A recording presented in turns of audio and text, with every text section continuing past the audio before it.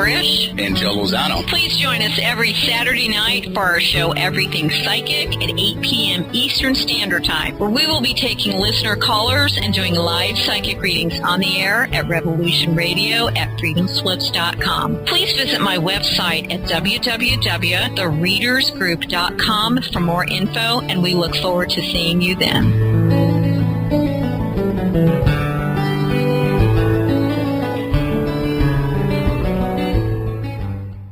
Hello folks, this is Acid. Have you visited our site lately? It's at www.freedomslips.com. Revolution Radio.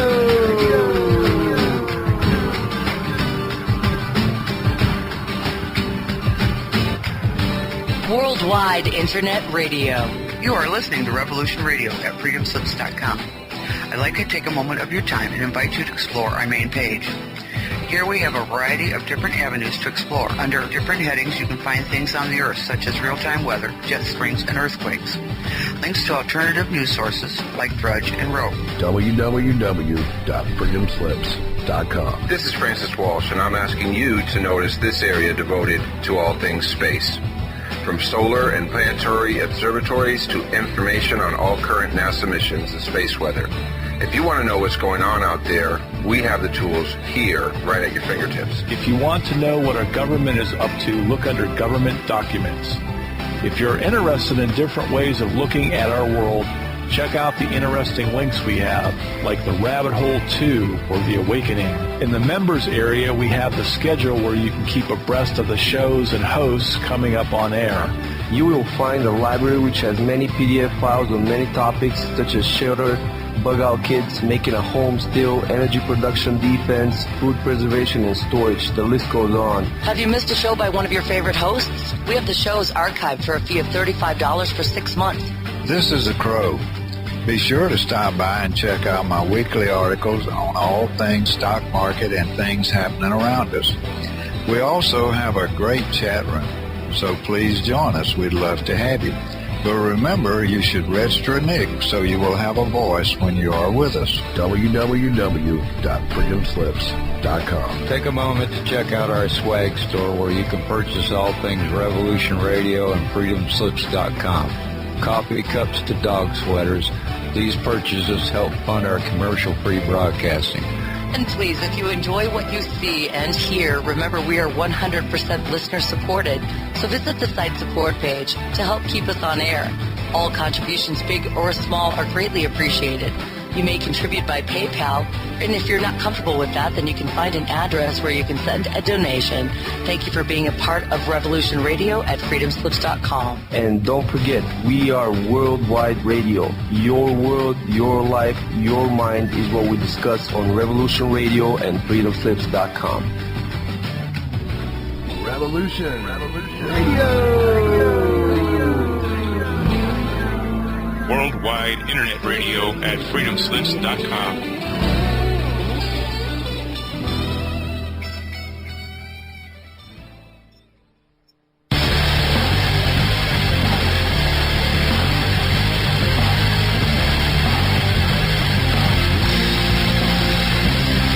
Hi, this is Bo.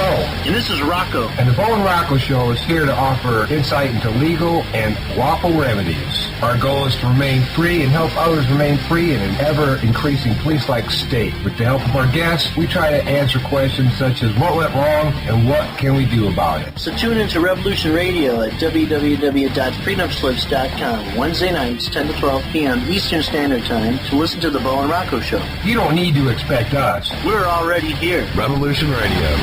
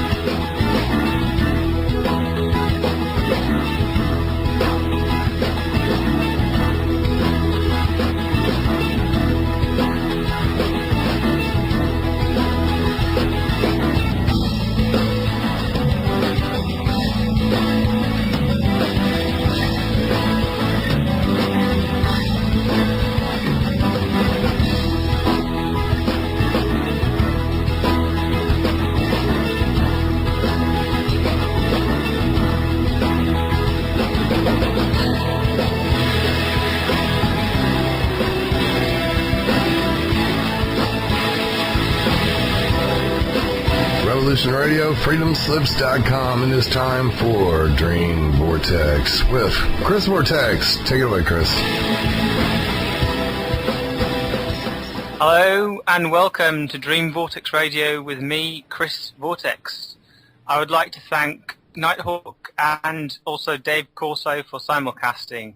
This is the 5th of May 2012, and you can hear this show on Revolution Radio and Wolfspit Radio, and both stations have their own chat boxes. If you want to ask any questions, if you put your questions in caps, please. We won't be taking calls in the first hour. Today's guest is Kerry Cassidy of Project Camelot, a platform for whistleblowers and other information to push forward our understanding. Hello, Kerry. Hello there. How are you? I'm very good. Yeah, thanks. Yourself? How's this morning for you? I'm very good. It's a busy morning already. Okay. Well, how would you elaborate on what I said about Camelot? What would you say you're about, and what's Camelot's purpose?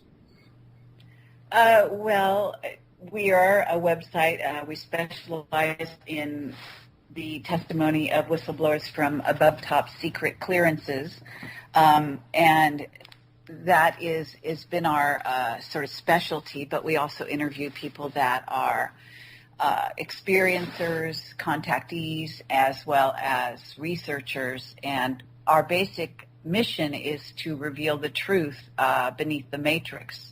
So that's what we're all about. Okay.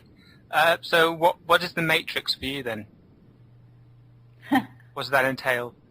Well, it's in a sense, another word for it would be consensus reality. It's basically the mainstream media, even certain levels of even the New Age movement could be thrown into that bin, as well as some of the alternative press. But there's also a very strong sort of counter movement that involves revealing what's really going on, and that does involve the alternative media and on the good side of that. So that's the matrix is the most obvious things. It involves institutions like governments, schools, religion, really pretty much everything that you've been taught since you were a kid, the traditional things that media show you, but we're much more about, as I said, above top secrets. So anything that is not being revealed on a regular basis, of which there is a great deal. That's what we are all about revealing. I'm a documentary filmmaker, investigative reporter, and that's how I started out, and basically what I've been doing for over 6 years now, pretty much 24/7. Our website has grown enormously. We basically started out as a sort of a grassroots movement, and as such, we garnered a lot of support. We financed it out of pocket to begin with, and then we started asking for donations when we ran out of money. We traveled the world initially doing interviews with whistleblowers and researchers, and had amazing success in that regard.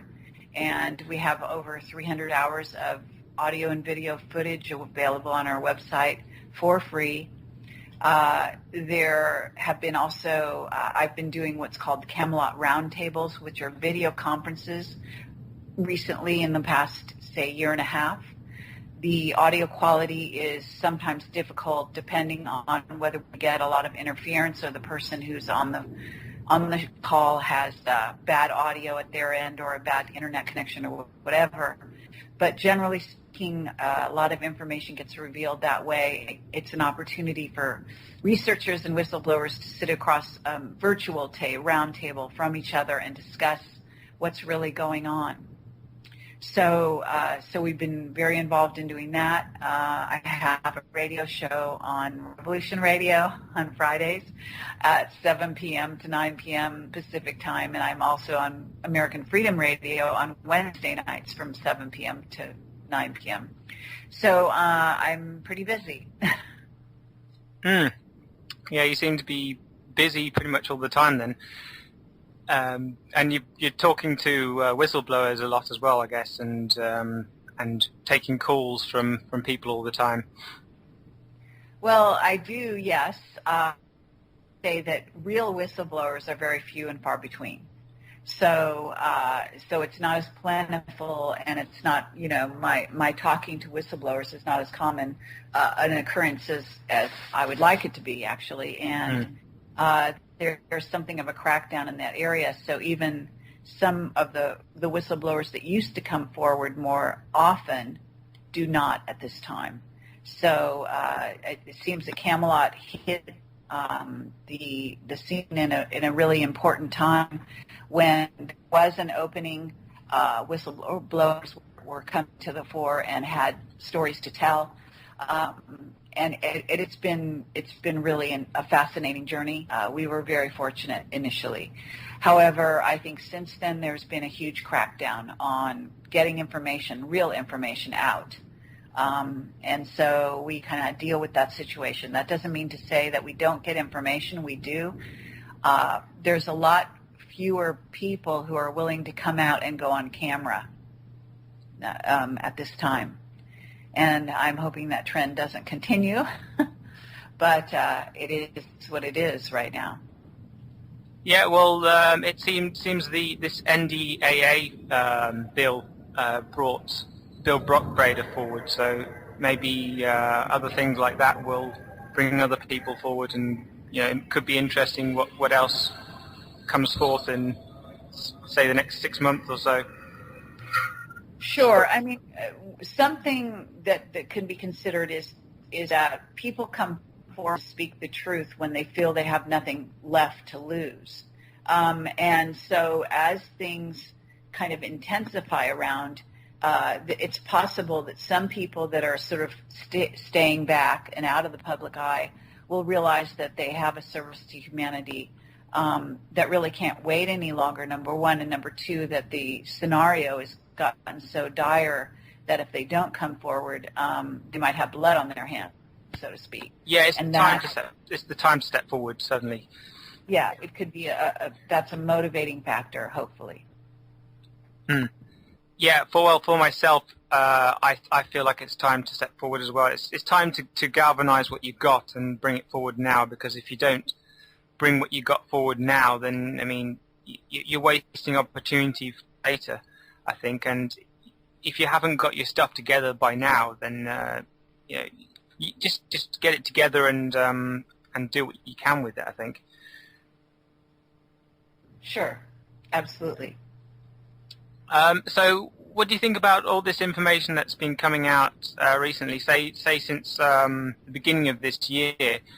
We've had people saying they've been in contact with different beings in space, somebody called Tolek. Then we've had people saying that there's gold, all sorts of gold here, there, and everywhere, and people talking to their own whistleblowers, and then people coming forward with information, and it seems that there's all this information, and it's very confusing, and it, for me at the moment, it feels like a lot of it lacks some sort of maturity, and there's a lot of emotion involved with it. But maybe that's just where we're at right now, and maybe as we move along, this will settle down. So I'm just wondering what you would suggest for this to be more refined as we move forward. Well, I think being able to discern what's true from what's false is really critical at this time, and the job is not easy, and therefore refining one's sort of instrument, meaning basically connecting the chakras, sort of meditating every day and attempting to sort of have a through line to your higher self is more important than ever. And that will help you make it through these times and sort of with less confusion. But I think you also need to realize is where you stand in the sort of greater whole. So in a certain sense, it is taking a stand on what you see around you and kind of determining who you really are in this scenario or in the fight, because there's there is a war going on, a spiritual war, and I that anyone who is on the planet at this time cannot help but be aware of that. Whether they want to acknowledge it or not is another matter, but I think that it's important to recognize and to even talk about on a regular basis. And then from there, what you have to do is, as I say, decide where you stand. And in essence, that also requires you understanding big picture. And this is where Camelot comes in, and where if there are a lot of people out there that haven't seen most of our interviews, then I consider that to be like one of the number one things you need to do right away. Simply because it will give you a more complete picture of what's really going on out there across the board, not just on certain levels, but on multiple levels. And another thing to be aware of is that, I do have a point of view in this scenario that involves sort of information that I think is more correct than most. And that's where, it's certainly up to anybody who listens to then go out and do their own research and not just take my word for it, but decide what you think has the most weight for you. But I can tell you that that many of our whistleblowers are not necessarily just telling you the whole truth, but they are telling you enough of the truth to where you can start to put the pieces together. And on top of it, I can tell you some of the information which is, if you want to call it, more correct than others of that out there. But again, you're going to get my take on that. So I'm not sure if you want that, but I'll be happy to give it to you if you do. Okay, well, yeah, I just, I felt that I should have you on. It was sort of an intuitional thing. I was going to have somebody else on, and they dropped, and then I asked somebody else, and then he couldn't come on, and then so I then had a feeling that I should ask you, and so I thought that was the right thing to do. So basically, just do your own thing and grow yourself. But if you tune into these other levels, then you're going to have a greater understanding of where things are at and be able to discern information and people, etc. Well, right. I mean, for example, I think that a person, I would suggest that what's called the Galactic Federation is highly suspect in many cases. And so representatives of that organization that come forward and try to persuade you that they are on your side or fighting on your side, you need to take a step back and take a look at what they are really selling, so to speak.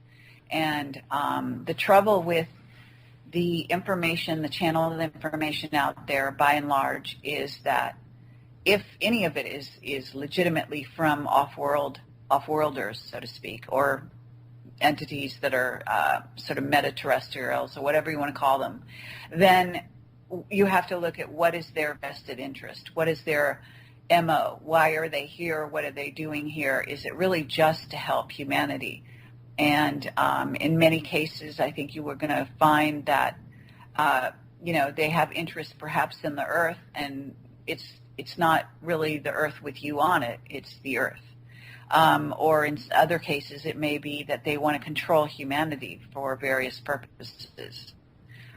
Some of the Galactic Federation put out notices saying that they're going to come down and they're going to make the president do this or that, and they're going to make the military do this or that. And actually, that's intervening in our world in a very substantial way. And then it's kind of, meet the new boss, same as the old boss kind of scenario, in my view.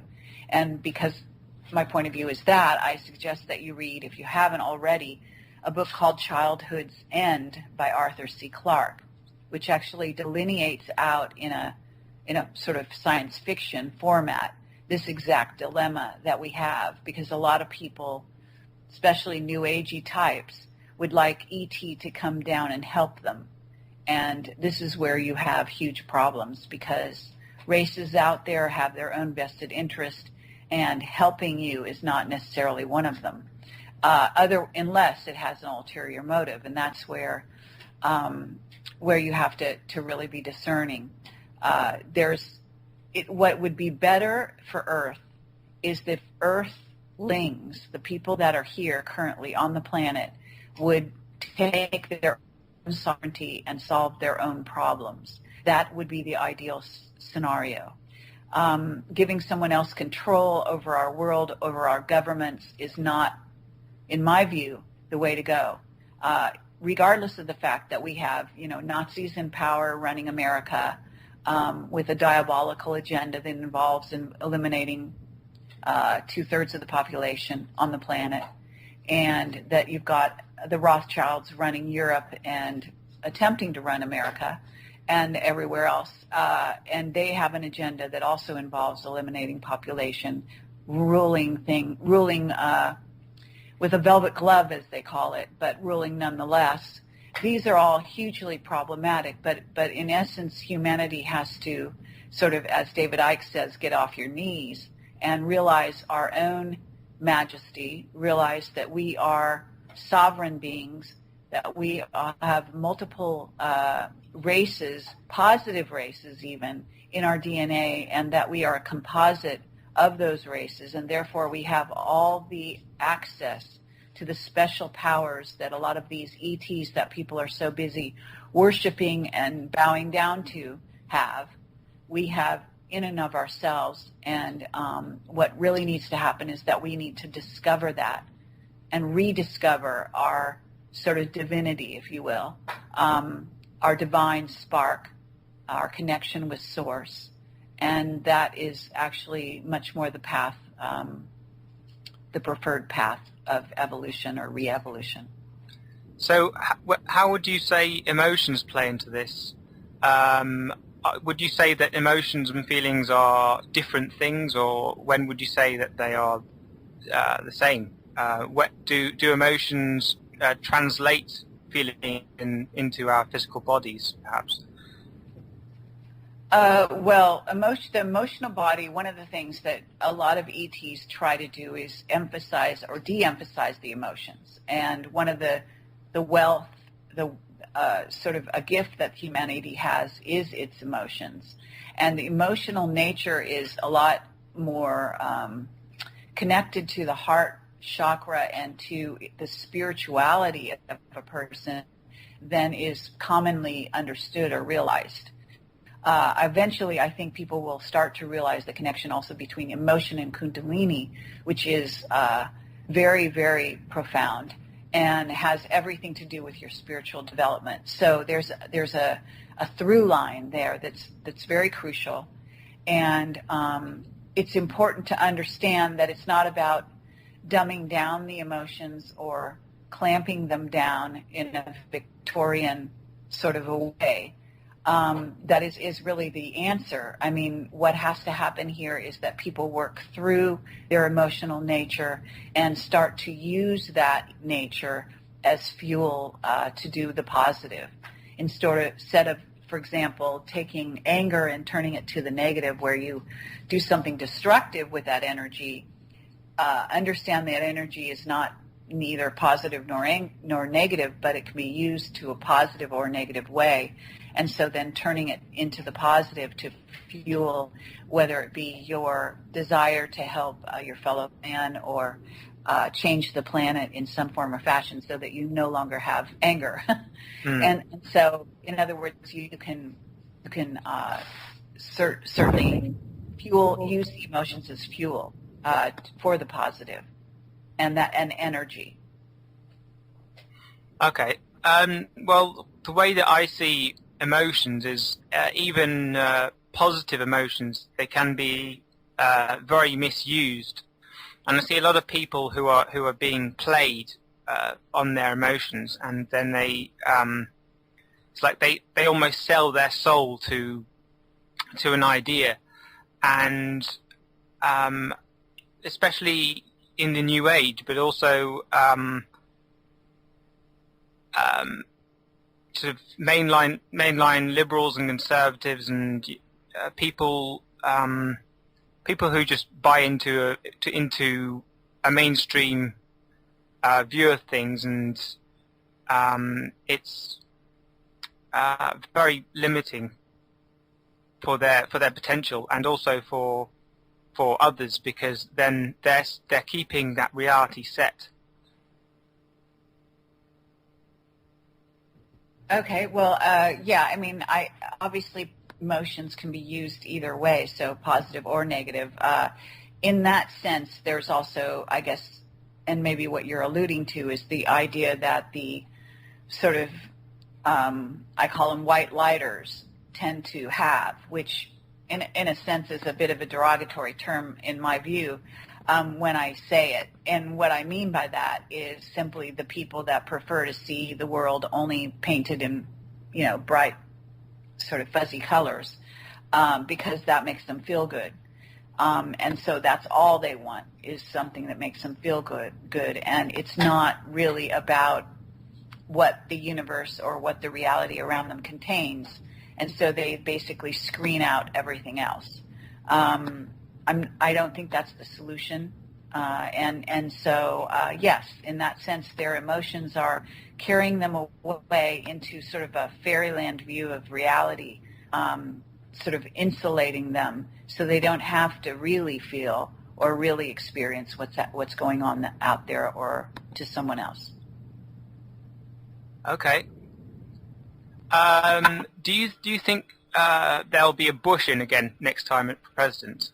I've heard that they've changed the way that the Republicans choose their nominee, and that if Paul and Romney, if they're too close, they can just put Jeb Bush, say, in. Or do you think maybe you'd have Obama back in? Well, I mean, as far as Republican candidates, yes, we've definitely heard that they will put Jeb Bush on the ticket, either as Romney's, vice president, or he will be running for president at some point. So that's clearly going to be a ploy. I think that that is out there. Romney is a very troubled candidate. I'm sure Jeb Bush is as well. So these are all kind of understatements, but it's a game, and of course you do know that the powers that be control both sides of the candidates. So who wins is really, I don't think they even give a damn, because that's not who's in charge anyway. But if you want to play that game and talk about that, then yeah, for sure they want to put Jeb Bush in. Of course, the Bush dynasty would prefer to have their own people in those sort of roles here to manipulate if they have the same blood. And so, yeah, that's quite possible. Okay. So, in your understanding, is Obama a communist, or is he working for the Muslim Brotherhood? Where would you say he's at? And I've also heard that he's got this massive scar on his head, and who's really controlling him? Well, sure. For one thing, if you follow the White Hats reports at the darkcabal.blogspot, I guess it is. I quote from them, and link to them when they have new reports from time to time. They have evidence that certainly that Obama is very much in line with everything that Bush Sr. has been trying to do and run, and that he has been, stashing away money around the world and so on and so forth. And they basically follow the money. That's what that organization does at the moment. They're trying to expose the fraud and the deceit that is so much part of the world banking situation, but also in the United States specifically. So there is ample evidence, from what I understand, of this kind of thing going on with Obama. There's also ample evidence that he is doing exactly what Bush Sr. dictates. So there's that side of things. Whether or not there is ever an opportunity for him to sort of break out of the shell and act in a different way, whether he ever wants to sort of take advantage of what I see as being sort of an opportunity horizon for him, that was for him to do something, sort of an act of valor for which he probably would be assassinated. I'm not sure if that window has closed. I believe that there was a potential for that at a certain time during his presidency, but we may be past that time. I don't know. So, yeah, there's also been a lot of conjecture that there are certain powers that be that had an agenda going way back that involved certain people dying in office, certain people being sidelined or resigning, and that putting Hillary in office at the last moment, that there may not be an election. So there are a lot of different scenarios, and because this is 2012 and we are literally coming up on a very key time, it's possible that there could be some surprise twists, if you will, in what comes down.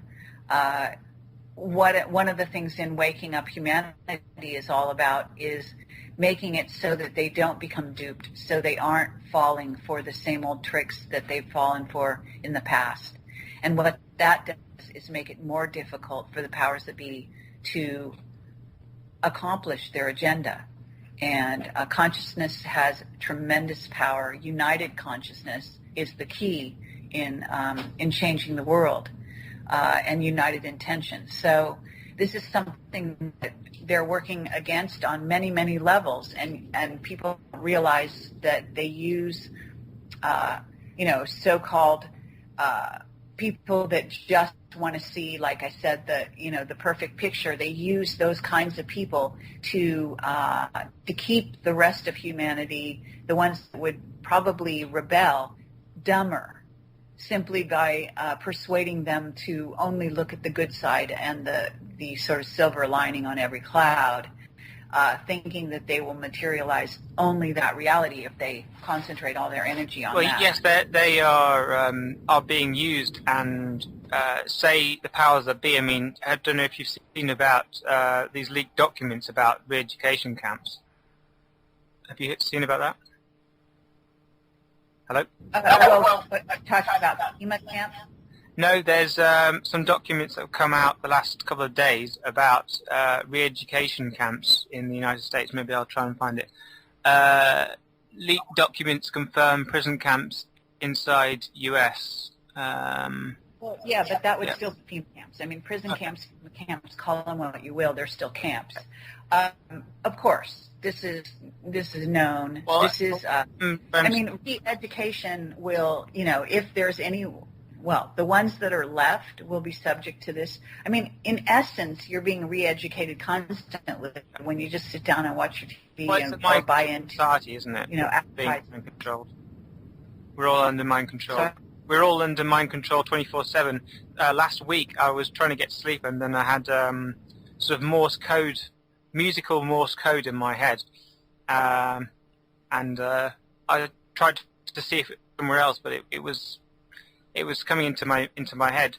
But what I was saying was, there's people like yourself and myself who question things, and then there are these other people who deeper down that they on the surface they believe that they are good people, but that they are emotionally buying into ideas. But they know, the powers that be know that at some point down the line that these people will wake up and then realize the game and then be part of the game, so that they'll be taken out or taken to camps later on. So how would you see that playing out? Well, I'm not sure putting a lot of energy into sort of figuring out every nuance of their plan to re-educate you. I mean, I'm not sure that's even going to be worthwhile. You know, it's enough to know they want to put me in camp. I don't give a shit what they want to do with me once they put me in a camp. I don't plan to go in the camp. You know what I'm saying? So I'm not going to go there. That doesn't really interest me. Okay. Yeah, I was just thinking that some people wake up earlier than others, and yeah, and some people are they have a potential to wake up, and if they wake up now, then they can stop the rest of us from you know, they're stopping the potential of a greater awakening. But I guess that's just part of the game.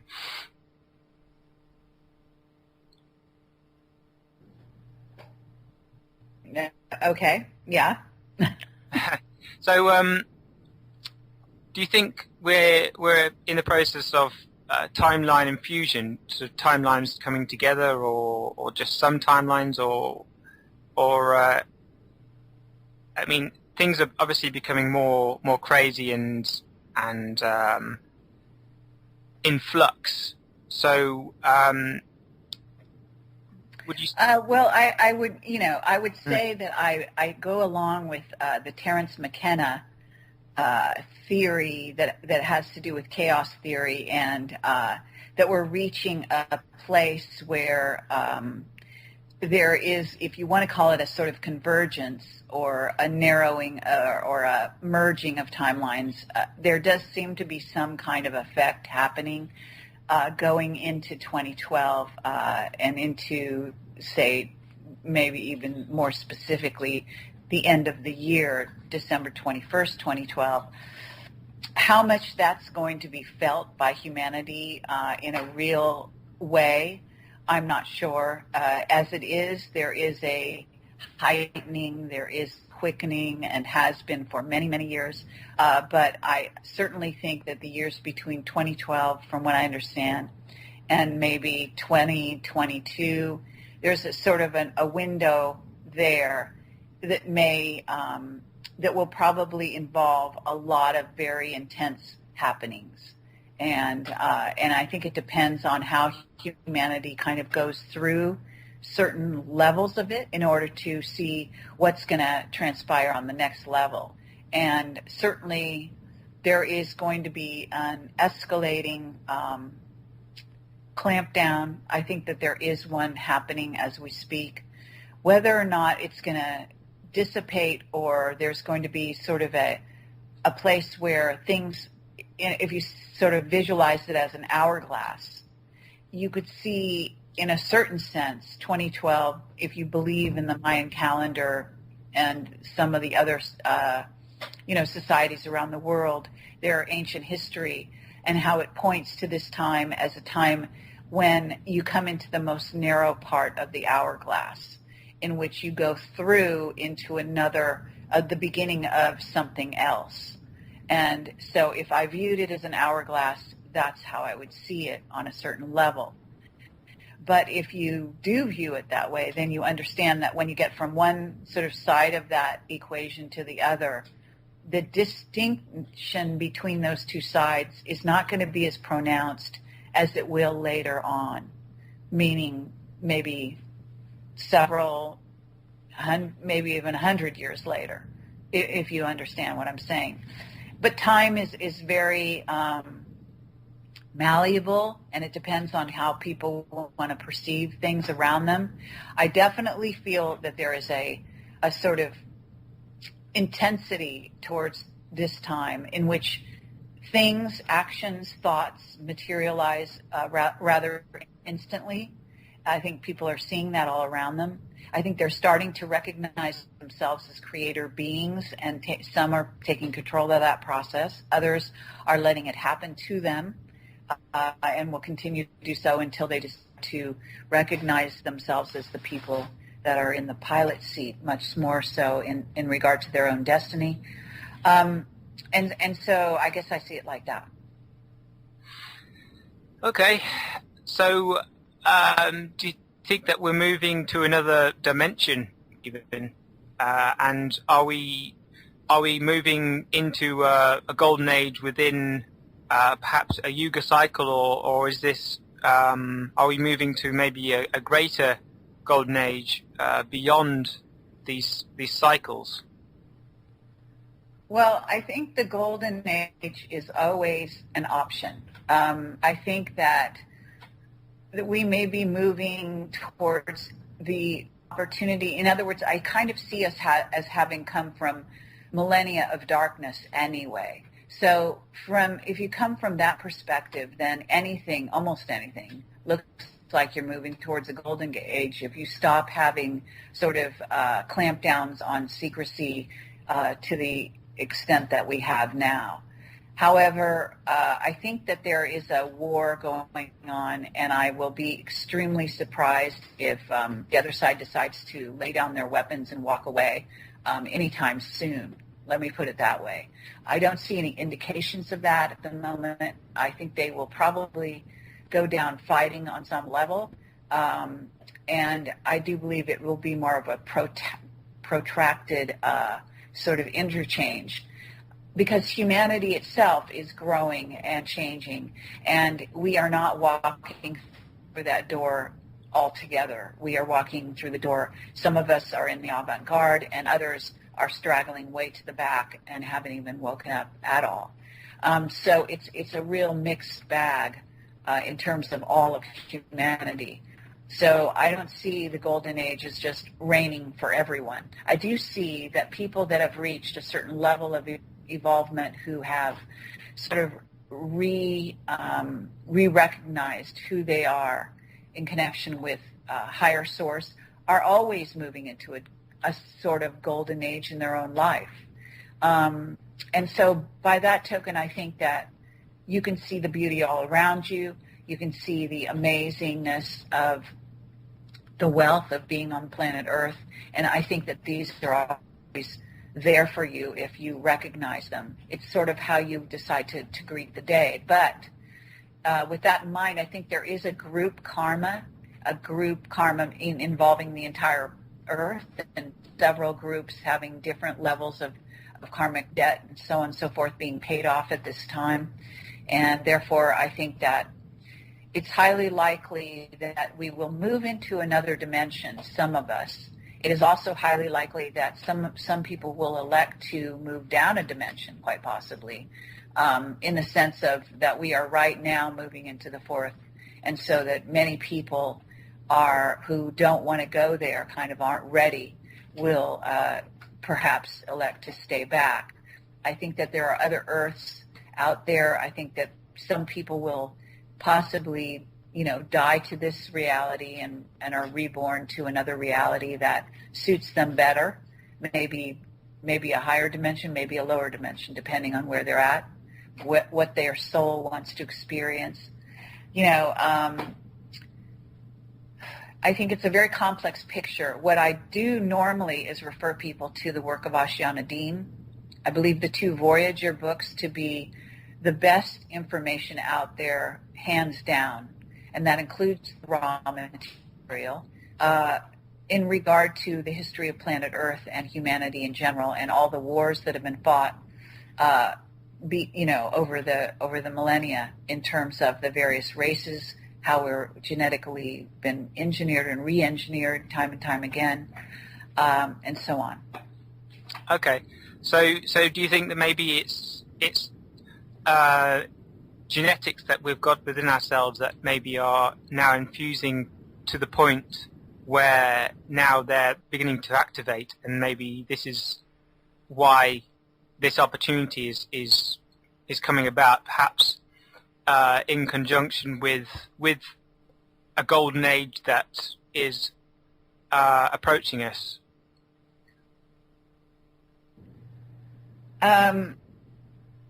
Well, I would just hesitate to say the golden age is approaching us. I don't think, again, that it's something that happens without our orchestrating it around ourselves, each and every one of us. So if there was going to be such a thing, coming to the fore, then it would be because we attracted it, but also created it. So it's kind of a joint venture. Okay, I was just going under the premise of. I was just going under the premise of the Yuga cycle and how it goes from the Bronze Age, Silver Age, Golden Age. Just thought maybe this universe or maybe this sector of the universe goes through these cycles, and maybe you come in at a certain point to experience certain changes, and maybe we're part of these changes, and maybe they play out in different ways. But I don't know what you think about that. Well, one thing that I notice with a lot of people out there that talk about this kind of thing is they tend to talk about cycles as if they are, recurring endlessly. And I think that might be sort of a misnomer. I think that the basic unit of description, if you will, of the universe is the spiral. And the spiral is not a circle. In other words, things don't come around exactly the same as they did before. They actually move up a notch or down a notch. And I believe that there's much more of a spiral nature to the universe than people give it credit for. And that means also for one's own life. And I think if you start to look at your own life, you'll start to see that yes, you have cycles, and in fact, you do seem to, even astrologically speaking, revisit certain things or certain times as the Earth is supposedly, we're right now going through a time that was supposed to be similar in time to the time of the American Revolution, from what I understand, and that we're going through that time again, and we're actually on another level in relation to those experiences. So that's where it differs. And the other thing is that there seems to be some X quotient, some hidden extra change that's afoot right now for planet Earth that during the other cycles millennia ago, things like the fall of Atlantis and other times when there were several different seedings, as they called it, of planet Earth with humanity, that this time Earth has reached a certain juncture that it hadn't reached before in quite this way. And that it's very likely, and part of the reason that there are so many races, it is said, watching us at this time and visiting us at this time, is because we are about to do something that is somewhat unique or unprecedented, at least for this Earth or this version of Earth. So I don't see it as being an endless, whirlpool where we do the same thing over and over again. I see that it's that Earth is got this option. The humanity has an option at this time, a very important option, and there's every indication that we will take advantage of that, at least some of us, and move into a different kind of reality. And so we'll do that. We'll move into that future. Now, when that happens and in what way, I still think that that's open to interpretation and obviously may happen individually rather than on a group level. Okay. So do you think we choose our own reality and then we will align with a different reality that suits us every moment, or do you think that we're just putting our own input into this reality, as in there's one reality that we're all within, and then we come in and then we leave, and then we may in the next life go to another reality, or do you think we can even move to a different reality within this space-time? Well, I mean, I sort of think I answered that, but basically I'm saying is that we are co-creators of our universe and our worlds. So I think the more we invest and the more we recognize ourselves as such, the more we actually are. I do believe that we're always impacting the reality around us in ways that we don't even maybe give ourselves credit for. And in some ways, it's our perception of our reality that affects our reality. So if I perceive a moment in a certain way, I begin to behave towards that ongoing moment in a certain way, if you understand where I'm going with this. And then that it then interacts with me. So that it's an interactive kind of relationship in which I am reacting to reality, and reality is sort of impacting me back. So what I put out there, I do get back in many ways. However, I do believe that there is a, if you want to call it a super reality, in which the group mind or the group is of humanities are sort of involved. And then there's a larger, there, in other words, there's kind of layers of an onion. And so, in essence, we are always in an interactive relationship with our reality. It never just happens to us. In fact, in my life, at least, if, for example, I get sick, or if something happens, let's say I got in a car accident or something, then what I first do, the first question I ask is, what did I do? What did I decide to do? Why did I bring this into my life? That's my first question. And usually there's a really good answer. Usually it involves me. It doesn't, it's not just they or out there or something like that. There's a very, co-creative aspect to every moment of one's day. Okay. So do you think that it's just this Earth, or perhaps this galaxy, or even this universe that's under this enslavement? And what would you say, if so, what would you say is controlling that? Well, that's a very complex question. I mean, obviously, yes, the Earth has been under a certain, if you want to call it enslavement, no doubt about it. There have been other races here that have been running things for a very long time. Certainly the reptilians come to mind. Some people call them the Archons or the crypto-humans, and others call them even the Anunnaki. There are certain races that have tried to rule humanity for millennia, and there have been also races that have worked to try to free humanity from those things for millennia. But in the end, it's kind of like humanity still has to take the reins in their own hands. And so the fact is that the veils between the levels are thinning, at least on this planet at this time, and I do believe that this is why people are much more aware of the other sort of meta-terrestrials, beings that are entities that are don't take form except to sort of possess temporarily, and things like this. This is all going on this planet constantly. So, in a sense, there are many teams.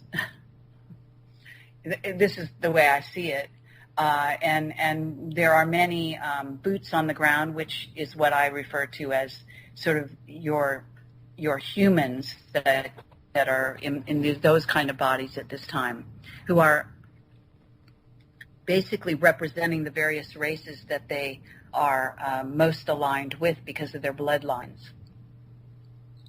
Right. So, yeah, if we have a lot of different genetics from different races, then perhaps all these races would have a great interest in humanity, and perhaps this is. Would you say that's why we have so many emotions, because of all these races? I maybe asked that already.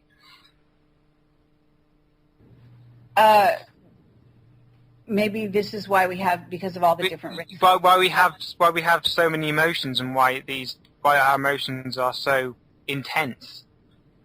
Well, possibly. I mean, usually what happens, this is a theory, but I think it's somewhat true, is that in maybe genetics, that there is this sort of X factor that occurs when you combine more than one racial group in sort of a petri dish, like here on Earth, and what you get is something that is a sum that is greater than the sum of its parts, if you've heard that expression. And so that may be more why the emotions are so intense. And every other aspect of of the possibilities or potential humanness is equally has that potential. In other words, it is very likely that a hybrid could be sort of more intense or contain more of something because it is a composite being and that the sum is greater than its parts. There may be some occult significance to that. Right. So say there's this species of greys that want to have a hybrid race with humans. You've probably heard of this. Would your information be on that they want that for our emotions, for our feelings, and is this why so many races would want to be interacting with us? Well, I mean, I think, as I said, they all have different agendas. The Greys, specifically certain Greys, and the very well-known Grey agenda, which they created hybrids out of Greys, mixing the Grey DNA with the humans, probably emphasizing certain groups of humans more than others. That's a very real agenda that's been carried out on the planet, and that is an effort to take over the planet Earth with their hybrid races. And what they are doing to our atmosphere through chemtrails is partly part of that agenda as well. And it all involves the Greys and the reptilians on the negative side. And they've been very successful in their genetic experimentation and the creation of the hybrid race. That's part of the reason why they are also involved in wanting to see the extermination of 2/3 of current humanity to allow for their complete takeover of Earth, with a group of beings that it's easier for them to inhabit the bodies because of their sort of like and also why they're creating a more methane-like environment with all the radioactive fallout that's coming from the nuclear power plants, who have a built-in obsolescence as it happens, and are now all around the world starting to show that. So this is a very long-range plan, you might call it, on the part of these beings. And the emotional nature of humans, yes, that's part of the attraction. It's part of what keeps the body alive and vibrant. When you look at these emaciated Greys and you look at their physicality, and you understand that they have lost connection with the emotions, what they chose was technology. That's what they chose to emphasize. They went into that world. And so they lost their sort of the key to maybe even their artistic side, because that's very grounded in the emotions as well. They lost that nature. So yes, their hybrid race will be a combination, but probably have less emotion than, say, a non-Grey human hybrid, because again, they are going to lose a certain amount in the hybridization because they themselves don't contain anything in terms of emotion, or almost anything. And so it's kind of like, I guess, -1 plus, 5 or something, and then you add them together and you get 4 in the emotional nature, that kind of thing. Right. Yeah. Well, that might actually sound might actually be better to have less emotions, or at least to have more balanced emotions. I guess some people on this planet have very little emotions, and some have very many. But it seems often when people do have a lot of emotion, it is quite disbalanced, and maybe mixing it with another race would balance that out. But then again, if these beings have a malevolent agenda, then perhaps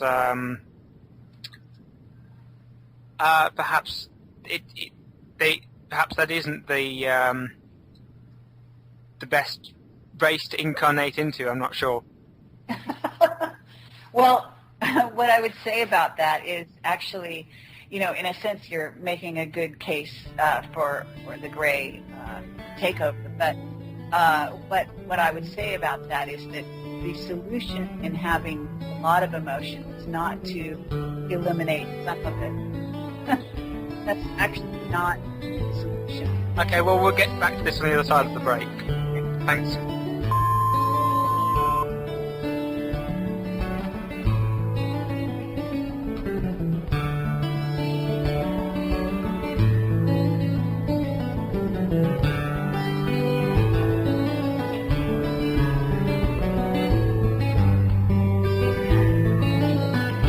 Thank you for listening to Revolution Radio. We'll be right back after this short break, so stay tuned.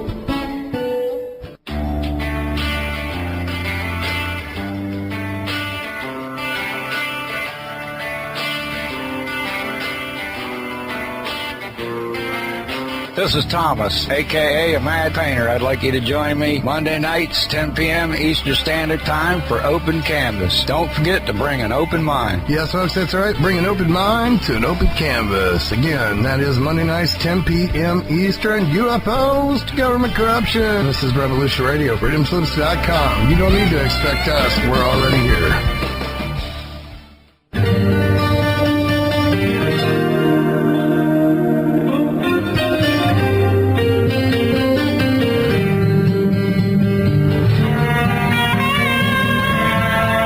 This is Rebecca Jernigan. Join me and my co-host Sienna Leah for Real Women Stepping Up and the Men Who Love Them.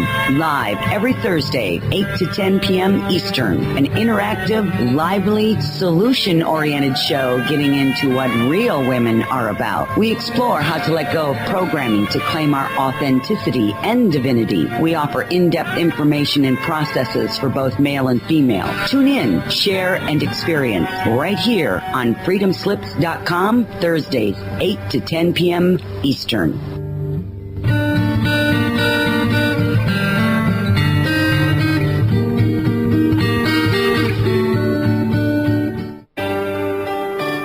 TotalTruthRadio.com. Total Truth Broadcasting Network is selling affiliate radio stations. What does that mean? Ever wonder if that radio talk show or the 6 o'clock news you're listening to is reporting important facts or just plain old fluff? Presenting a smokescreen to cover up what's really going on in the world. But of course they are looking out for your best interests, right? I don't think so. But that's where you come in. Become the proud owner of your own radio station, operating 24 hours a day, 7 days a week, 365. Broadcasting live, presenting facts and ideas, asking the tough questions, and reaching like-minded people who together will demand answers. Discussion, debate, freedom of speech, I know these are words that inspire you. At TotalTruthRadio.com, this is all possible. Own a business? What better addition to your marketing plan? A radio station dedicated to the customers you serve, promoting your products, detailing the benefits, a perfect way to boost your revenue. For only $50 a month, I repeat, $50 a month, you can broadcast live over the airwaves and have your opportunity to speak. And take it from me, it really couldn't be easier. You might ask, how can I do this? I'm no Casey Kasem. A radio station? Surely it's too expensive. I could never get on air. Well, nonsense. $50 a month. Total Truth Broadcasting live support will have you up and running in minutes, and with the click of a mouse, you're on the air when you want to be, saying what you want to say. Oh, and did I mention this low monthly rate also includes a chat room? Yes, that's right, your very own chat room. Another cool tool to share ideas and information. Do you belong to a community organization? Imagine your organization with its own radio station, or perhaps share a station with another club. Broadcast news, sporting events, results, upcoming meetings or gatherings, and use your chat room to keep in touch. All for just $50 a month. It's a great way to communicate with your members, and truly very easy to do. Listen, folks, if this technology existed back then, the caveman would have been doing it. So get on over to TotalTruthRadio.com, where you'll find details on this wonderful opportunity to own your own radio station. TotalTruthRadio.com. All right, thanks for listening while we take that short break here at Revolution Radio, FreedomSlips.com. And yeah, we're going to get back to your host.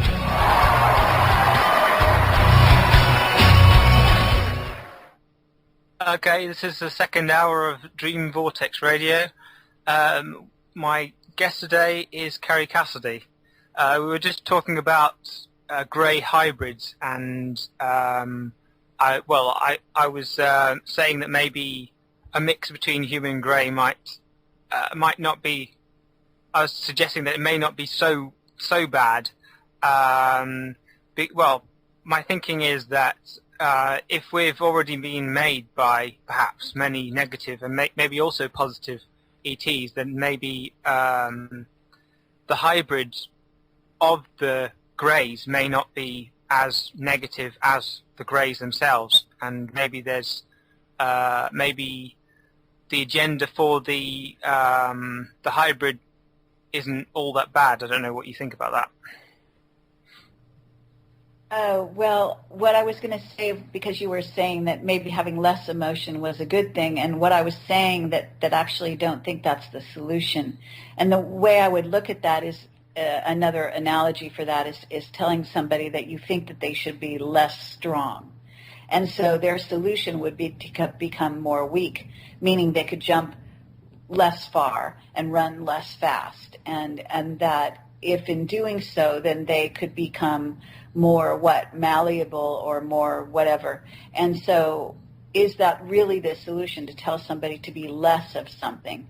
Or is the real question to be whether the person can learn to master their emotions and their self, and to sort of look at or use their emotions towards the positive, in other words, and sublimate, I guess some people call it. And so, in other words, is the solution really to be less of something? And I'm not sure that that's the case.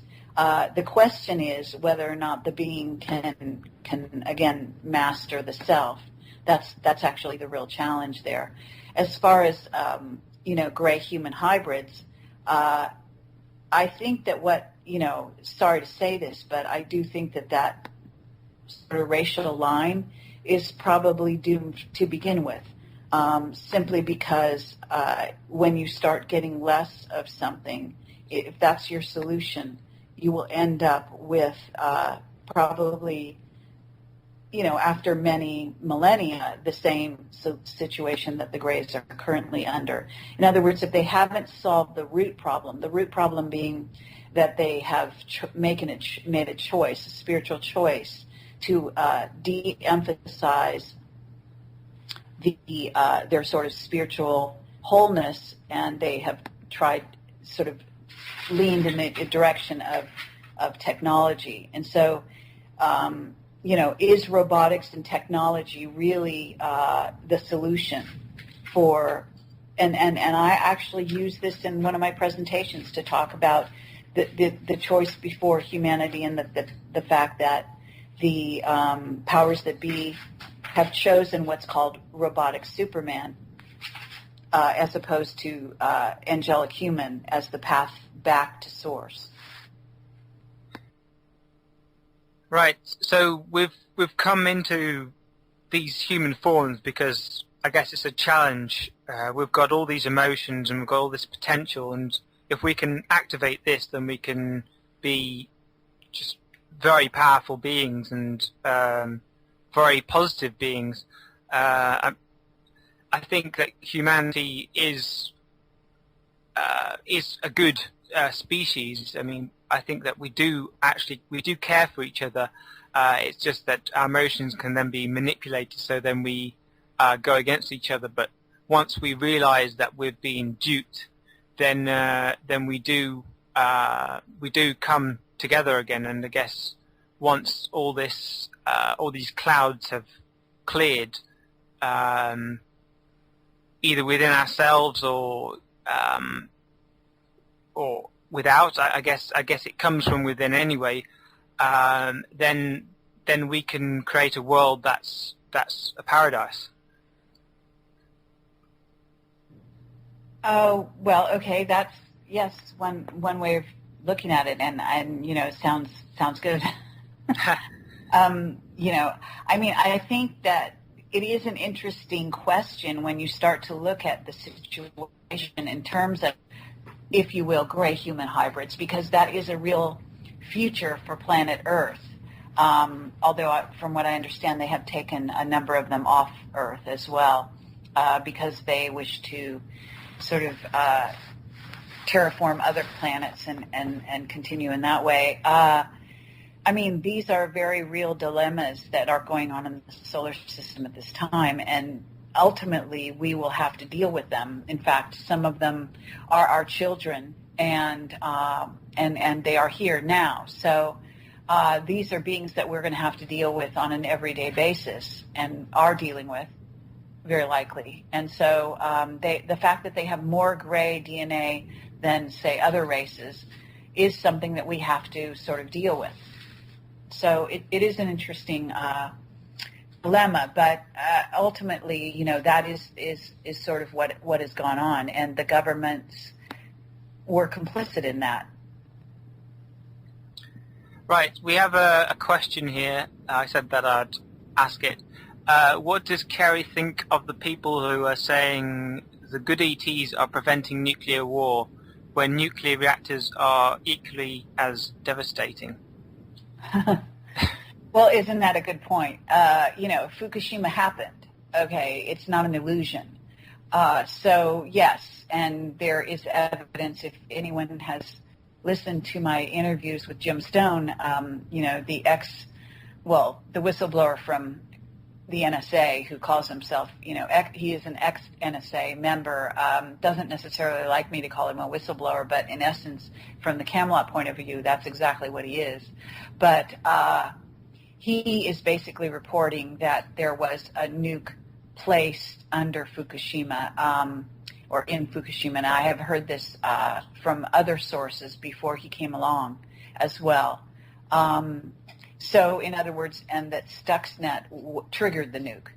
And so that this was a purposeful, you know, very diabolical scheme, and that it was aimed at the Japanese for a number of reasons, involving them, for one thing, I guess, giving, I don't know if it was uranium to Iran, something of that nature, and so on.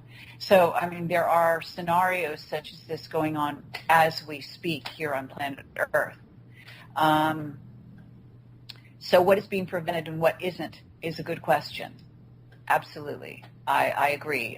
You can also see that, well, San Onofre here in Southern California is apparently going through some kind of a questionable state. I won't call it a meltdown quite yet, but it's been closed down indefinitely now. It was initially closed down, supposed to be a temporary close, and now it has been closed down indefinitely, maybe permanently. Of course, people that live in that general area are sort of outraged because they're not hearing more as to what's really going on there. It may be that the Stuxnet virus, you know, because there is this nuclear blackmail going on, Stuxnet being a sort of, you know, a virus that was created apparently by Israel, but also in collusion with the United States, or techies, sort of, you know, hackers, whatever you want to call them, from the United States. So it has a complex history, Stuxnet does. But there's also some questionable stuff going on with regard to the nuclear reactor near Chicago at this time.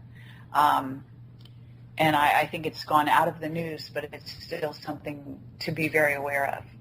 So, yeah, we're basically facing what is in essence, as I say, sort of what seems to be a programmed obsolescence on the part of nuclear reactors at this time when we're coming up into a volatile time on planet Earth that involves Earth changes and a lot of instability in the crust, involving earthquakes and volcanoes and so on, which inevitably will impact the nuclear power plants that are built all around the world. Yeah, well, I'm just thinking that if these grey hybrids, if they did need radiation, then that doesn't really sound a positive thing. So there's a negative for you on the grey human hybrids. It's well, I mean, that's a fact. That is a fact. I mean, that's what their sort of physical, makeup it prefers. Okay, and what that does to humanity, it means that we have to either sort of mutate to be able to deal with that in our own environment, or we will leave either by going off planet in our own spaceships, so to speak, eventually terraforming other planets to make them more conducive to our people, or we will end up having to share this planet with these other groups that have come onto it and ultimately have changed our atmosphere for their own purposes. As you can see, what will happen to, if you want to call it the first version of humanity, which will be, I guess in general, the older people, is that they will die off. And that, I'm sure, is something that the Greys are bargaining on, planning on. And if they don't die off, they will be eliminated, by these increased nuclear sort of incidents that we may face. But do you think that humanity is raising in consciousness, and then perhaps we will overcome this? Well, what will happen, again, there's again, I'm not an expert at this, so let me say that what I'm doing is when I'm talking, I'm basically taking the whistleblower testimony that we've gotten over the years and the researcher information, my own research, my own spiritual journey, and the information that I've gathered as an intuitive, and basically putting it all together to answer your questions. So I can tell you that what seems to be happening and what may happen could be that we will, in essence, a certain group of us who are at a certain age will, in essence, ascend to a higher level Earth, or to Tara, or whatever people want to call it. Another group may end up on what is, in essence, happening to this Earth at this time, which is sort of a descending quotient. It's what Earth is.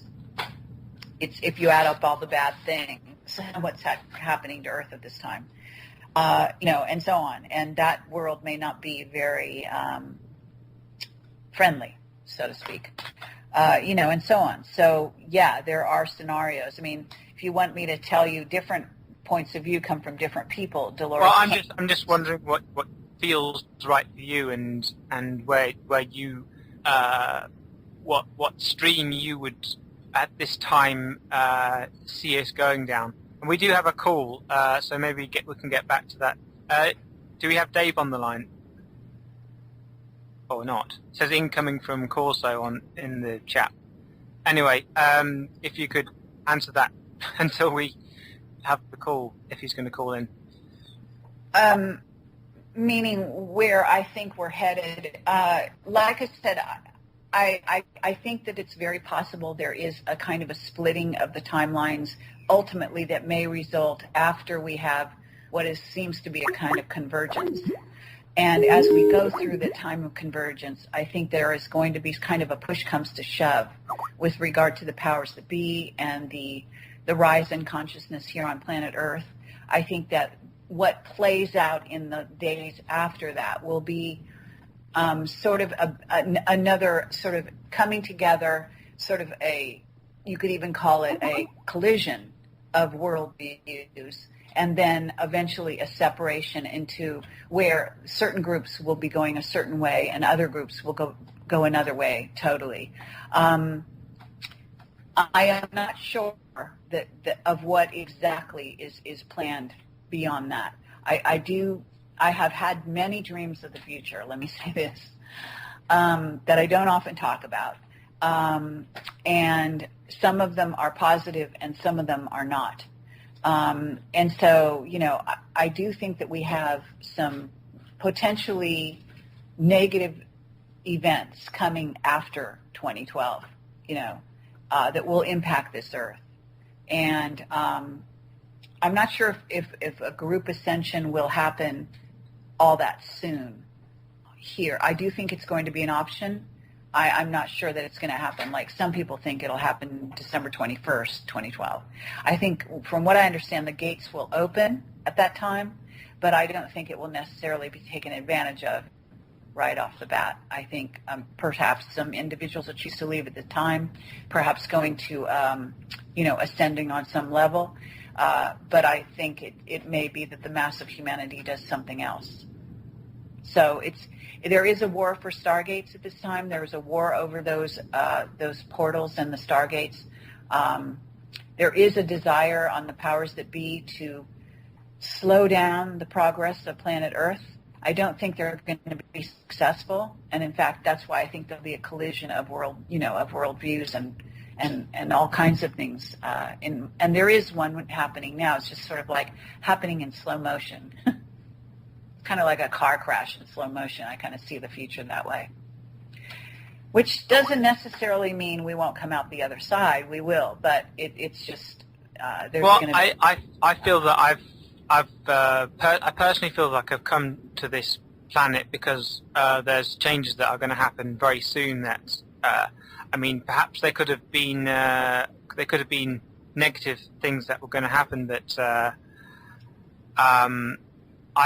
I've felt the possibility of a very positive future, and that people who have come in over, I don't know however long, but suddenly in the last 50 years or so, we've come to bring this planet on a better timeline, and to perhaps activate some possibility, some great possibility, and maybe bring this world into another reality, and perhaps the emotions come into this if we can activate that and stay strong in our belief, in our conviction of that, and perhaps we will put out that frequency into this world, and then that will change it. It will transform this planet with good vibes, and if enough of us are on that wavelength, then it could transform sooner rather than later. Sure, absolutely. That is the opportunity horizon before us, and I do think that we are all, at least some of us are actively engaged in that process at this time. Yeah. Okay. I'll just see if there's any questions in the chat. Okay. Yeah, so we do have, we have so many challenges in this time, and we have to keep on top of it all. And I guess it shows how strong humanity is, that we can actually even continue with the bombardment we're under. And it could be making us stronger, and if we can get through the other side of this, then that's we're going to be very strong then. But yeah, I think we sometimes put ourselves down. No doubt about it.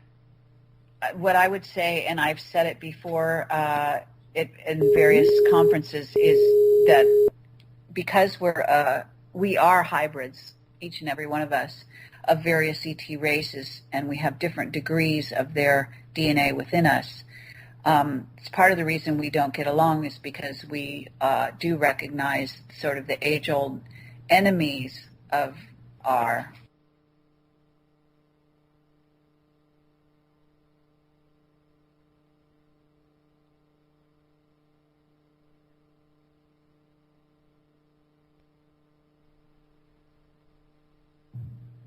Hello? Hello? I tried to add the call. Okay. Trouble there. Sorry about that. Yeah, no problem. I was just going to, I guess I have an echo now. Huh? I was just going to say that I think that's part of the challenge of planet Earth and the great experiment here is to get all these hybrids on a planet together that represent all the various races. From what I understand, as many as 12 different races are involved in our DNA, maybe a lot more, and again, to different degrees with each of us. And so what happens is the challenge is then to get along on this planet. So that is where the grand experiment called humanity is going. And I also think that as a result of this having 12 races of DNA involved in us, that means that we have all that huge potential for what you might call superpowers. And therefore, I would never sell a human being short, regardless of how much their current body seems to be limited by, whether it be speech or seemingly intelligence or anything else in that matter, because I think that what happens is it's kind of like, a vessel or a time bomb. Eventually, or maybe a cocoon, or butterfly would be a better image.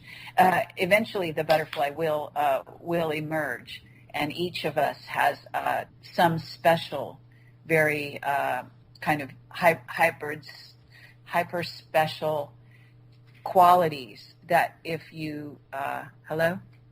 Hello. Okay. I think I solved this now. Okay. Were we online or was I? Yeah, we're online. Can you just wait a second while Kerry finishes? Yeah. Okay. Sorry, I'm sorry. I was just going to say I just think that we were ultimately, because we each have this very special gift, if that is developed and nurtured, that ultimately you will see that each one of us has something enormous to contribute to the whole. And if that's allowed to happen, we'll just sort of blossom like this gigantic, flower in the universe. Mm-hmm. Do you have any question, caller? Yeah, I do actually. I have a couple. There's been a lot of talk in the chat room about the credibility that you've had in the past as to.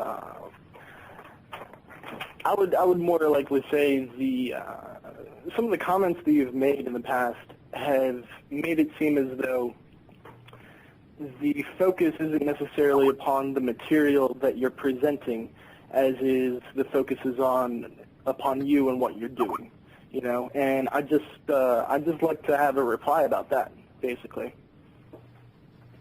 Okay, well, I'm sure that I have my detractors out there, but the focus is very much on the person when they spend 2 hours talking to me, doing most of the talking, and I edit these videos, so I know who talks the most, and it's definitely not me. And so that's all I can say. I give people much more time to talk than most people do out there, and I know people have an issue with me and the way I steer the conversation, but I've actually got, I am getting sort of, you might call it downloads while I'm speaking, and it influences where I'm going in any conversation, and it also influences where intuitively I am sort of being told to lead the conversation, because the witness may be going down a road in which they're repeating themselves, or they are hiding their information, and intuitively I may be tapping into what they really have to say but are not saying. And so I use certain techniques to get them to open up. And, I just invite anyone who doesn't like my methods to go elsewhere. Okay. All right. Thank you. A couple of for a while there, whenever we first heard about Drake, we didn't hear anything about what your opinion on him was, and I very hardly heard you touch on that topic. Could you touch on that real quickly?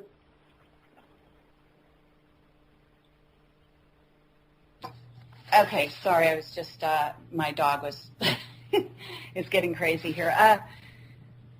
Well, in terms of Drake, actually, I haven't talked to him directly. He called in on a radio show I was doing with Keith Scott the other night, and so I did speak with him briefly. But I have made comments on my blog. My blog, for people who are listening, is the best place to get the most up-to-date information about anything we're doing at Camelot. And so I have commented on Drake in various ways. I took offense with some of the statements and the way he made them, and he's recently given me his phone number, so maybe at some point I'm going to be calling him to talk to him one-on-one about my sort of points of view in what he's doing and the way he's sort of coming across. I also know some backstory in regard to him and who he's associated with, et cetera, and so that colors, you might call it, my sort of interpretation of the way he's coming across and what he has to offer. But so at this moment, I'm not kind of coming out in one way or another with regard to Drake all that much, because I simply don't have that much interaction with him, or any. If I interview him, that would be a different matter. Okay.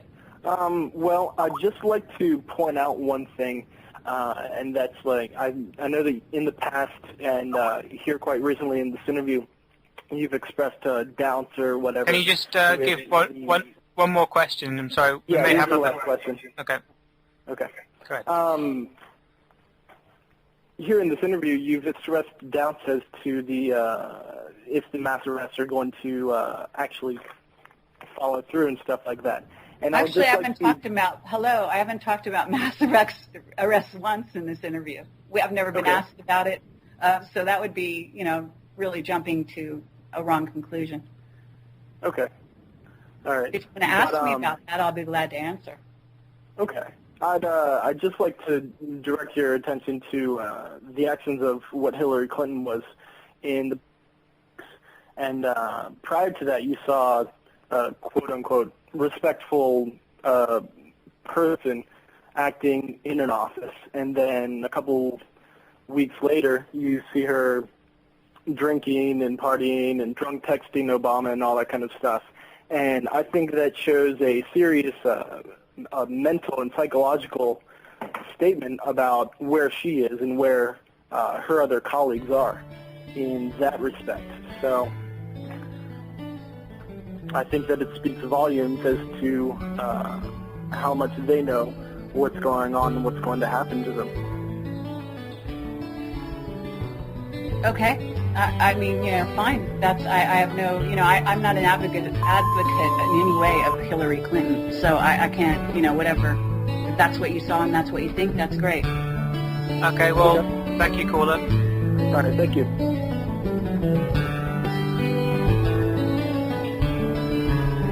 Great stuff.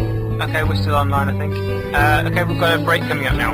Thank you for listening to Revolution Radio. We'll be right back after this short break. Coming up right now. Stay tuned. Huge inventory inventory of political bumper stickers and messages. Hi, Anthony Sullivan here for the Turbo Snake. The fastest, easiest way to unclog any drain in your bathroom. Guaranteed. Winston is the one smoked cigarette that delivers flavors 20 times a pack. Hey, wait a minute. That ain't right. We don't do commercials here. Revolution Radio, freedomslips.com. 100% listener supported, commercial free radio. So far.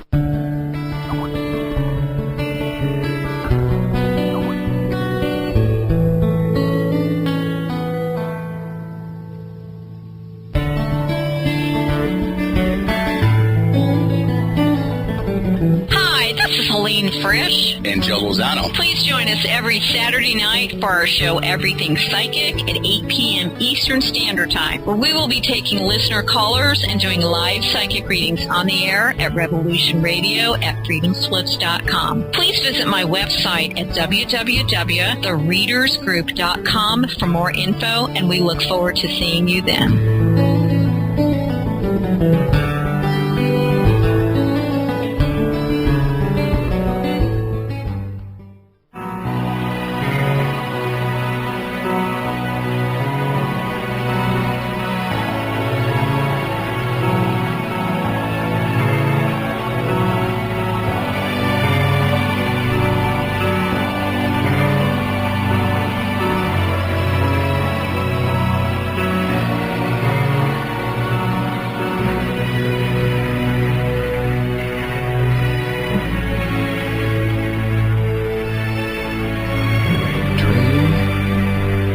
Vortex Radio.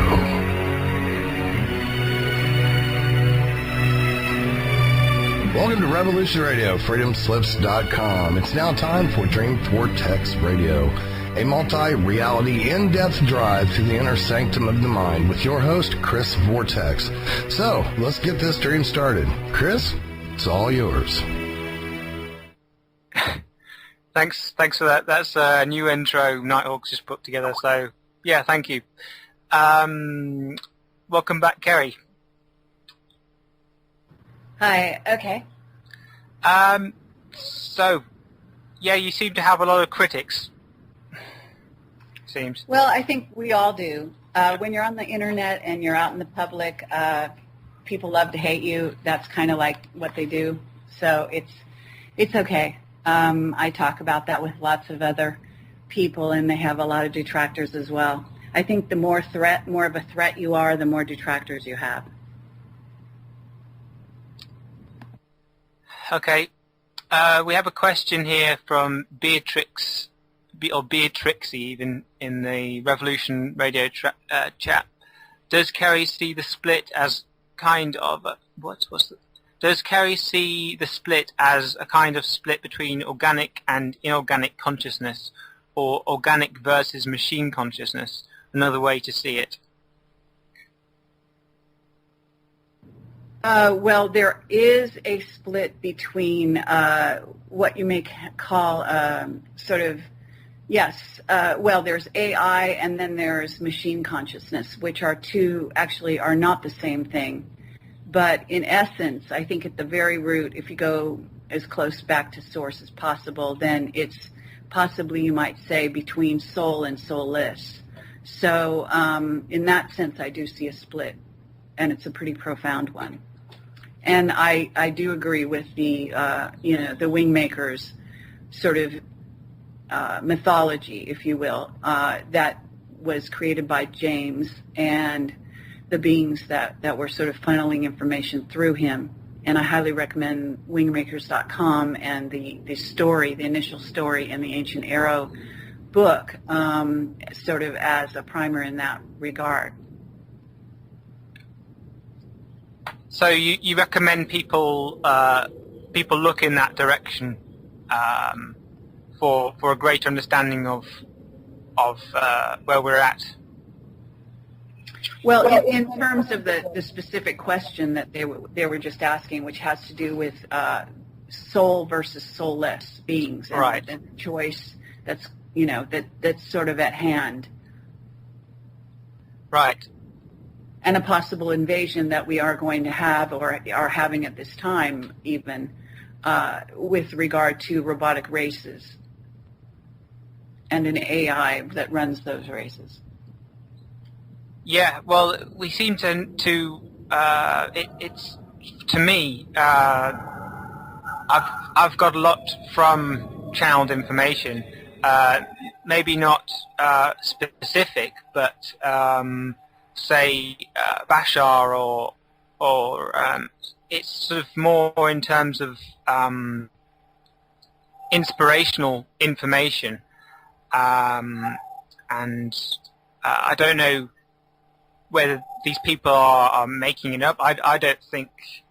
I think that some of these people, it seems genuine to me, and it feels like it's coming from another place, because the information most often that I see in this reality is rehashed, kind of going round in circles, kind of. It's not seeing a greater picture and opening up to greater possibilities and the potential that we have very often. We have philosophy and we have spirituality, but I still feel that there's something missing that we need to tap into, and either channeling is a good way, or perhaps eventually we will tap into our own intuition and follow our own inner guidance. Perhaps there are many people who are already doing this, and maybe that they don't see the need to put it out there on the internet. Or I'm just wondering how all this information will synthesize in the future, and what we can really do with it all.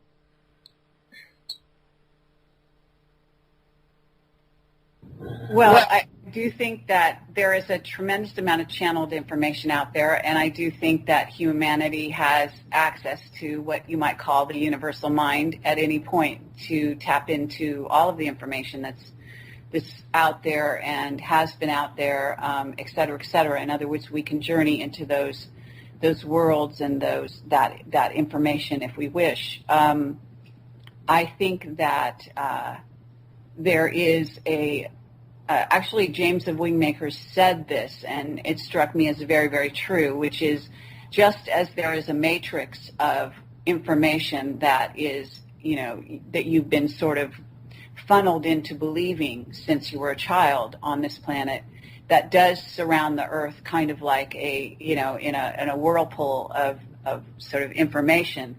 There is also another layer that involves channeled information that does the exact same thing.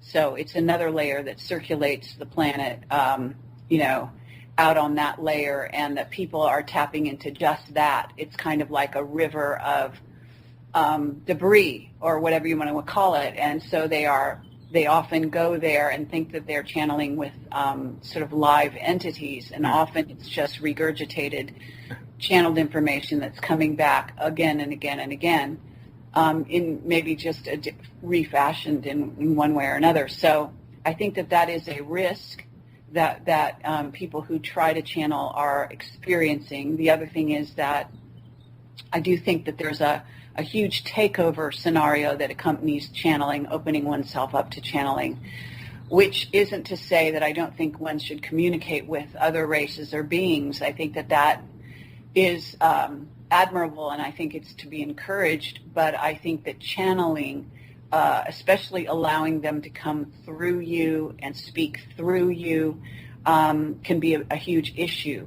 And there are, as I say, weaknesses in most people that end up being channels, to where they can also end up being taken over by other entities who see the opening that has been made, even by a semi-positive channel being, and then take sort of occupancy and turn that being into a negative sort of service to self individual. And that happens all the time. I think that takeovers are happening more often now than even in the past, partly because of the energetics we're moving into.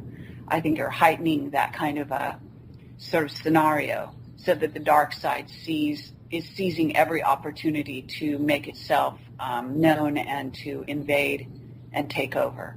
So I think that people that are opening themselves up to channeling need to be very aware of that. And unless they are spiritually very well grounded, extremely strong, and sort of standing in their own self-knowledge, et cetera, I think it's probably not the greatest way to go. Communication, on the other hand, is one thing. Maintaining one's sovereignty is all important. Yeah, well, I heard a story yesterday about an atheist girl, and she just got back. She went down on her hands and knees and said, if there's a God out there who wants to be worshipped, then I'll worship you, or something like that. If you're out there, then show me. And then she had some not very nice experiences from that. And we can't just open ourselves up. We can be open, but we can't. How would you put it?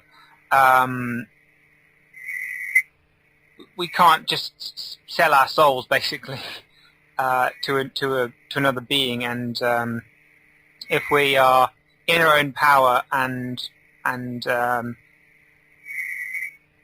know what we're doing, then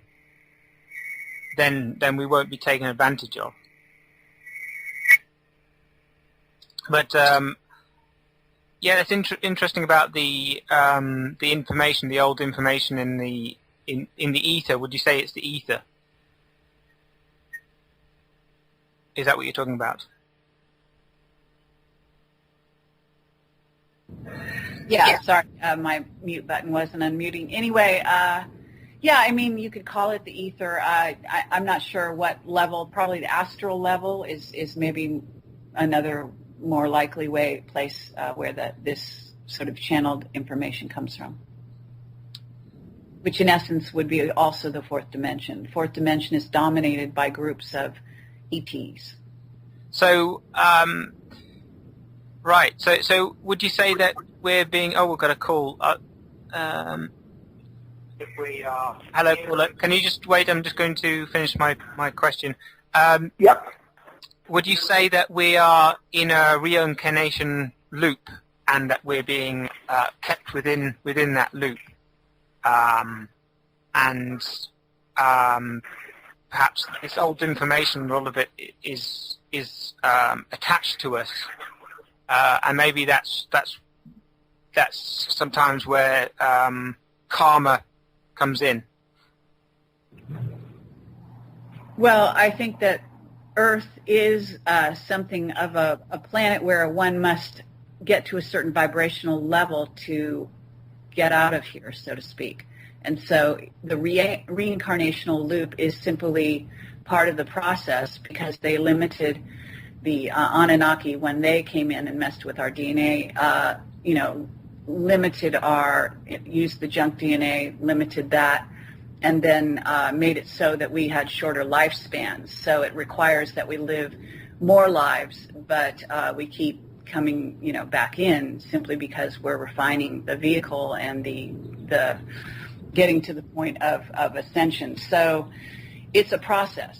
And all time is simultaneously, ultimately. So you have multiple selves and multiple dimensions and multiple levels. And, depending on who you are and how long you've been around, versus multiverses, call it what you will.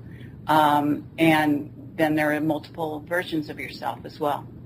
Okay, so you might call it a case of job not done, coming back. Well, if you want to call it that, yes, the reincarnation, the fact that people are having many reincarnations on the same planet is highly likely that. Although some people do come back sort of as rescue workers. They have the option to ascend, but they are able to come back and contribute their learning to the planet, and I do think that happens as well. Okay, caller, do you have a question? Yes, I have two questions for Kerry, and then I'll hang up. I'll ask him, and then I'll hang up and listen. My first question is, I've been following all these subjects for the last 3 years, and basically, I've seen all Camelot's shows, and I can appreciate, what she's doing in a way. But my question is, what does she think of that guy, The True Confessions of a Former White Hat? That's my first question. And does she know who that guy is? And secondly, okay, why does she seem to treat like Dave Corso? Is there why doesn't, Dave was a good guy. I've seen him in the videos with her on her shows, and it just seems like there's friction there, and I was just wondering as why. And I'll hang up and listen. Thank you. Do you want to answer that, Kerry? Sure. Well, let's see. The former white hat. Actually, I get a kick out of that guy. I think he's very funny. What do I say? I think he's he's making up a lot of stuff. He's yes, I do know some back channel information about him, which maybe makes me sort of less.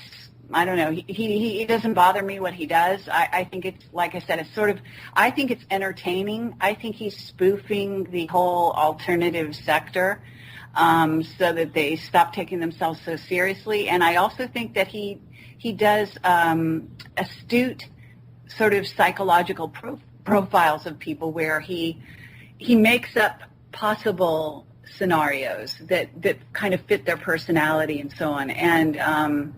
And so I don't think it's mean-spirited, and I don't have a problem with what he does. He says he met me in person. I have had a flash of one individual that I could have met in passing at my Awake and Aware conference. But, I meet thousands of people, especially at my Awake and Aware conference. I'm on the go constantly because I'm producing the event. And so I actually don't remember him clearly. If I did meet him, in passing, and he is this kind of guy that I've seen in my mind's eye, then, I don't remember him very well, but I do remember somebody in passing that could be him. But I don't know for sure, So, like I said, I don't have an issue with him. I think he's very creative. I think he's put together a very entertaining website, and I think he taps into some of the sort of, like if you're going to take a person and turn them into a fictional character and you're going to give them a life and do all these different things, I think he does it very well. And I think he's trying to play people against each other as well to some degree, but I also don't have an issue with that. So let's see, this next question was, what's going on with Dave Corso? That's an interesting question. Sure. What I would say is that he did invite me on his show, but he insulted me very plainly to my face in the process. And that kind of sort of prejudice, there just didn't seem to be any point in indulging in that. And I've also seen some behind-the-scenes things that he's done and been involved in. And let me just say that, I've had other encounters with him in the past in which he switched from one side to another. It's a danger with people who have been exposed to being part of MK Ultra super soldier programs, you can call it that, where their personality type and the number of alters they are holding on to causes them to act in sort of unpredictable ways. And there's not necessarily a through line to with their heart, between their heart and their mind, let's say. And it's not always connected. So that's what I would say. Okay. We've got a question from Connor in the Revolution Radio chat. Kerry, do you have any ET or ED encounters? Oh, yeah, absolutely. I've talked about them from time to time at conferences, and once in a while I think I've mentioned them on my radio show or other interviews. But yes, the answer is yes. And, okay, so this is from myself. How have these encounters brought you to on the path that you're on and to the point where you are now? Well, I would say that they've made a substantial impression on me. I can say that I've had contact since I was a little child, and that I'm sure I was, so-called abducted, because I used to have sort of a recurring nightmare when I was a kid, and it seems to fit into the traditional abduction scenario.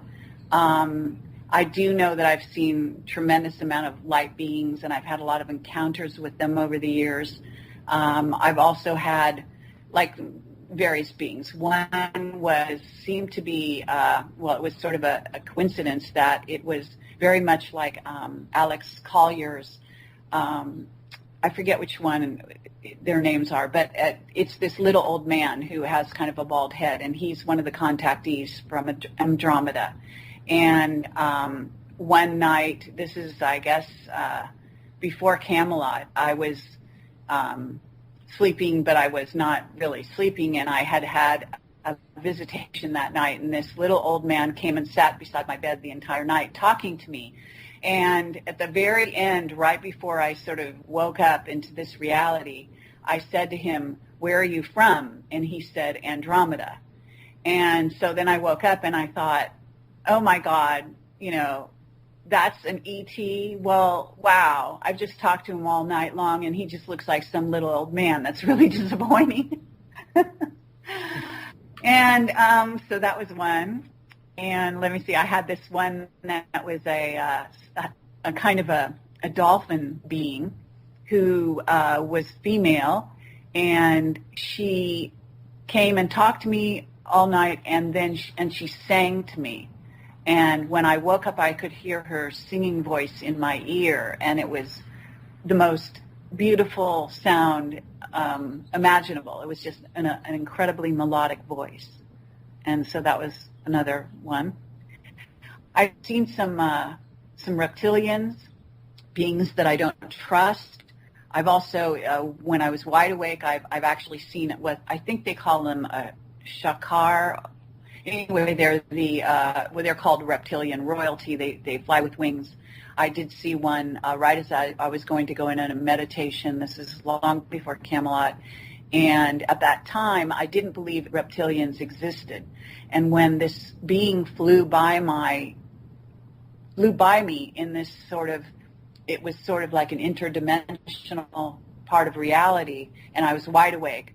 It was the middle of the day, and I just sort of was amazed, and his consciousness was very, very evident, and I didn't feel threatened from him, but I also felt that he had tremendous sort of power, and he could be a threat if, for whatever reason, a person or whatever, that being contained, whatever power that involves. And it just became very clear to me at that moment, that instantaneous moment, that I had been wrong all along, that reptilians really did exist.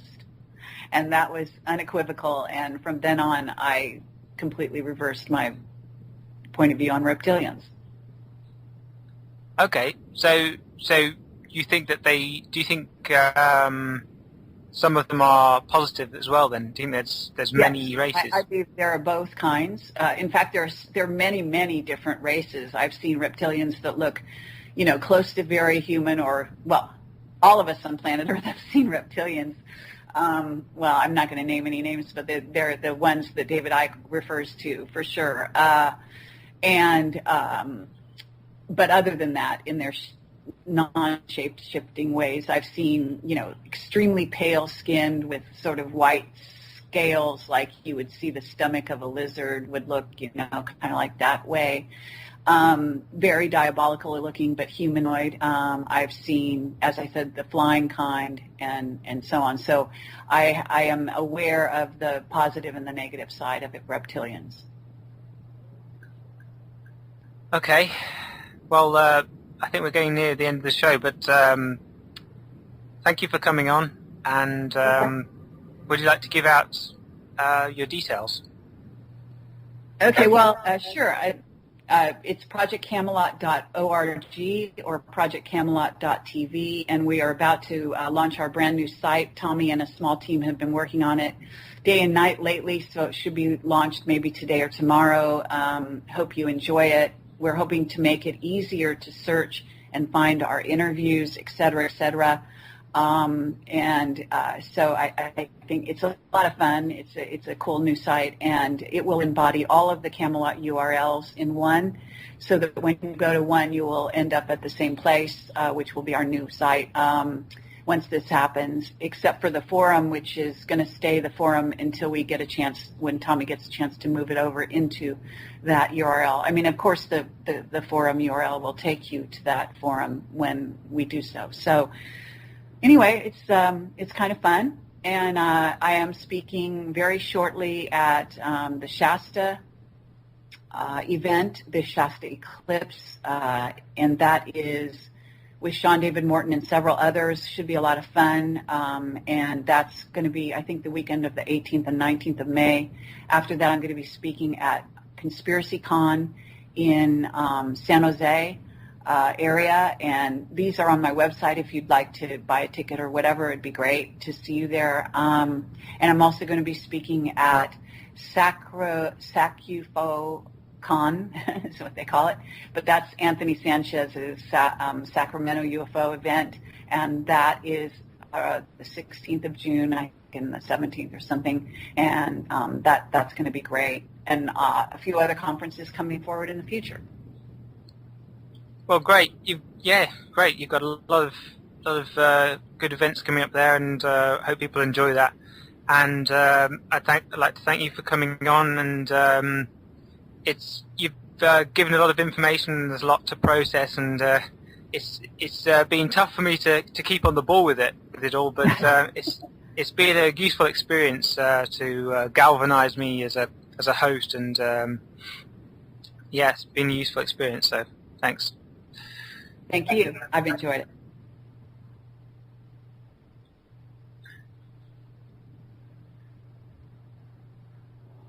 Okay.